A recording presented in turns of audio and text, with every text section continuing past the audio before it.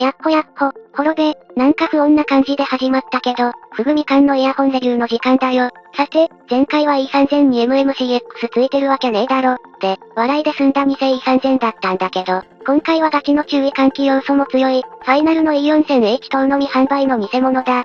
原型となった E4000 は、人気の E2000 の上位バージョンとして登場した、より精密に作られた、E2000 の上級バージョン兼、故障時の対応が簡単な、MMCX によるリケーブルを可能にした一本だ。E シリーズは強調故障のないイヤホンとしても知られていて、より主張の激しいイヤホンが好きな僕も一本持っておいて損はない一本となっている。もちろん、E4000 のような音作りが好きな人もいるはずだ。で、この偽 E4000、一見 E4000 とそっくり、MMCX リケーブルで筒状の形をしていて、ファイナルのロゴまで丸パクリだ。これは通販サイトで出てきたら、怪しまないで購入する人も出ちゃうかもしれない。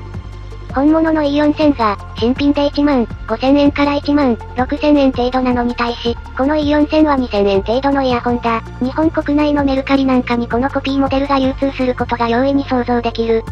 より精密なコピーモデルが出てしまっていたらもうどうしようもないんだけど、この偽 E4000 は一目で本物と見分ける方法がある。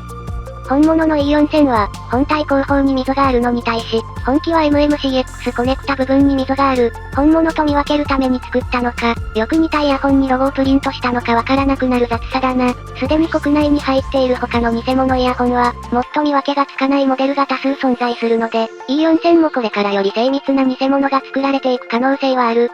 付属のイヤピがファイナル E タイプではないよくわからない白物だったり、本体が明らかに本系 E4000 よりずんぐりむっくりしていたりと、他にも違いはあるんだけど、本体背面、ロゴの手前に彫られているはずの溝が、MMCX コネクタ部分に彫られてたら、こいつだと思った方がいい。マジモンのあなたを詐欺罪で訴えます案件だ。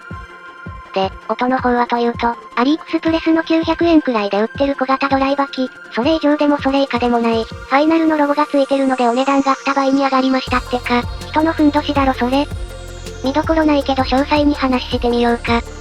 このイヤホンはアルミハウジングに、6ミリくらいのドライバーを放り込んだもので、ファイナルのものと比べて、本当の意味で特徴がない、6ミリドライバーらしく、低音側が軽く、なんかそれっぽく聞こえるけど薄っぺらい音がするぞ。特徴部分がいまいち発揮されていなくて、それでいて弱味は完全に再現した 1BA 機みたいな音がする。もちろん、1BA のネオンの方が音の輪郭を描き出しているし、聞いていて感動するポイントは多い。6ミリで作りました。どうぞ。で、薄めた醤油にレンチンした焼きそば突っ込んだ。自分をラーメンだと思い込んでいる何かみたいなイヤホンだ。やっぱ各音響メーカーのノウハウって凄まじいんだなと思い知るよ。また、本系 E2000 はドライバで、さらに E4000 は複雑な内部構造によってあの音を生み出しているわけで、そこら辺の工夫がない偽 E4000 は、そりゃこの組み合わせならそうよ、という以上の音が出てこない。ロゴや形状以外は、適当に旅先で買ったイヤホンの中の外れの部類に入るんじゃないかな。そもそもクローンな時点でおすすめはしないんだけど、残念ながら、現行の中華イヤホンでも、明らかに他社のデザインをぶっこ抜いたブランドは、特に低価格イヤホンの中にとても多い。QKZ とかあいつらもうコピーの方が得意まであるからな。でも、QKZ は自社ロゴつけて売ってるんだよな。そこが最後の責任を負うかどうかのラインなんじゃないかな。いや、コピー自体ダメなんだけど。最近 ZEX2 とか U1 ダイナミックドライバ機出してたけど、